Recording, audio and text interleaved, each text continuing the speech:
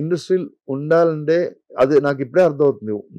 If you want be industry gathering, మనం acting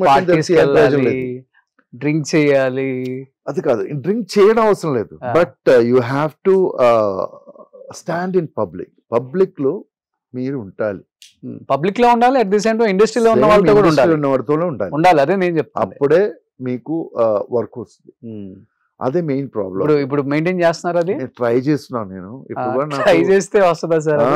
అదే చాలా కష్టంగా ఉంది. బట్ లెట్స్ సీ నా పరిస్థితి. నేను మాక్సిమం